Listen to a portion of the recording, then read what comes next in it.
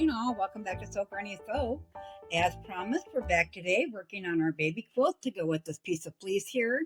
I found this really cute 3D pinwheel pattern on Facebook and I saved it into my photos on my phone and I've not made it yet. It's from gettasquiltingstudio.com. I will link that description below.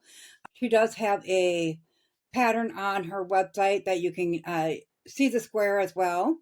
So I have gone through all my fabrics, which is quite a bit, all my extra 5-inch square, all the way up to 10-inch squares, and I have eliminated all these. So I kind of want to say the florals and the pastels into this. I do have a couple questionable here that I may or may not use. So I'm going to go ahead. I got a couple blues and purples, and then I got quite a bit more purple, some pink, some green. Then I have a few shapes and stripes and so forth, and then some solids in here. Now I am going to be doing the binding with this pretty yellow. So when we make these, we can either use a small print with a large print, or you can use a solid with a floral or whatever print you're using, or you can use some term squares already if you have those, such as with that. So it's up to you. You just need two fabrics that kind of coordinate, but one's going to stand out on the top more than the other one.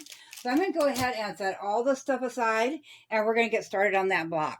So now that we got everything cleared up, I have these two pieces of fabric back. I went ahead and cut my 10-inch square into 4 5-inch squares. This is a back quarter, so we'll just trim up this edge here.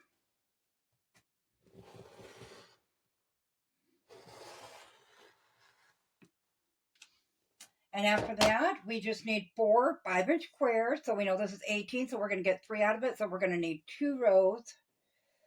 So we're going to cut a 5-inch strip, and this is double layered, so we'll have 2 5-inch strips. Make sure we got one end nice and straight first. Then we're just going to go ahead and line up our ruler with the 5-inch mark, and we're going to cut it. So we got 4 5-inch by 5-inch squares. Now that we have all 8 of our squares cut out, I'm going to go ahead and give those a quick iron. Then we'll get started on putting this 3D windmill together. Okay, so we have all 8 of our squares ironed. So now this is going to be your background. This is going to be the actual windmill blades on it. So we'll start with one of these. Then you're going to take one of your fabrics that'll be at the top. You're going to fold that in half diagonally.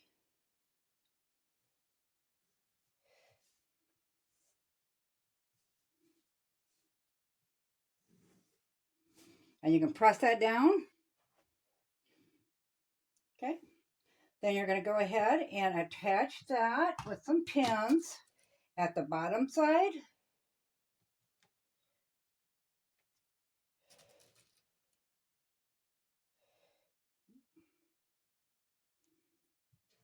And then you're going to bring this down and attach that there on this side as well. If you want, you can flip it around. As you can see, this side just shows solid green basically. So if you flip it this way, it's still going to fold that end down. So we can iron this to crease the other way so we can get that burgundy to show up there. So I'm going to go ahead and do that quick. So now it's like this. So now if we put that on there and fold that down, as you can see, that burgundy is going to show there. So we'll go ahead and you want to stitch this on both along this side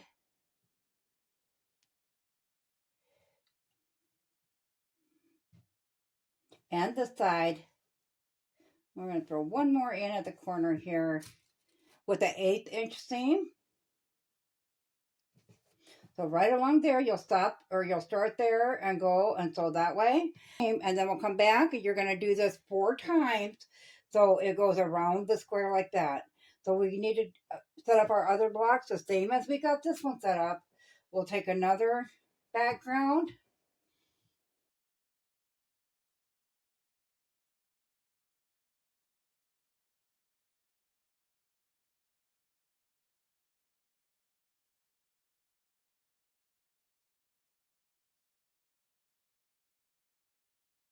So as I did in that first one, when I stopped and re-ironed it, in order to get that crease out that was previously ironed in there, I used Mary Ellen's Best Press, and I will link that in the description below.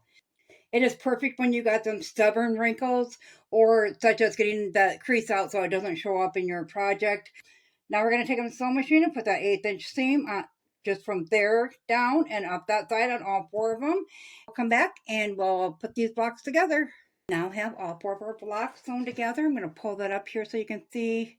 So we just have the stitching is real close to the edge. That way when we do our 1/4 inch seam, that seam is covered up.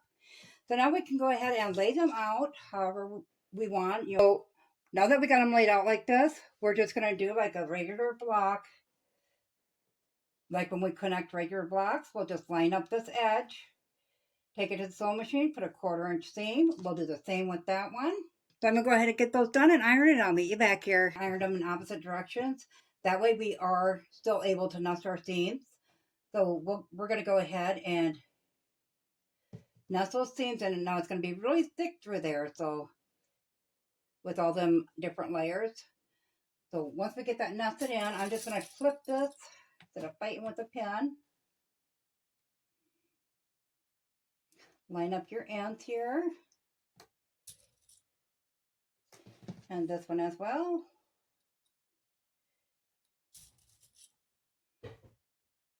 And then we'll go ahead and put that 1/4 inch seam in there again and iron that flat, and I will meet you back here. And I did have to use some Mary Ellen Best Press on that center section as well to get that to lay nice and flat. Just like you do on any windmill, that center has so much bulk in there. So this is how she has her block. But I got to thinking you could also fold that down and do a cathedral window on the inner part of the windmill, and that would be pretty as well. I don't know if you can see that with my fingers there. And I just wanted to show you quick, if you're gonna trim this block up, you want to make sure to go from this point here and leave a 1/4 inch for your seam allowance. Before you take anything off, you want to make sure you got at least that much left. Then at 9 3/4. So we need a total for our baby blanket. It'll be about 40-ish by 50-ish. We need a total of 30 of these blocks. So I'm going to do mine in multiple different colors. So like maybe the next one have that as a background and that be your actual windmill in the center. So we're going to use, the sage green, the purples, the pinks, and continue to work on this throughout the week while we're waiting for the rest of our stuff to come in for the other projects. So be sure to let me know what you think about this block in the comments below. Also be sure to check out getusquiltingstudio.com. And as always, guys, if you found this video useful, go ahead and give it a big thumbs up. It really helps our channel grow. If you haven't subscribed yet, go ahead and hit that subscribe button because we'd love to have you here at Sew Granny Sew. Thanks all. Have a great day. Bye.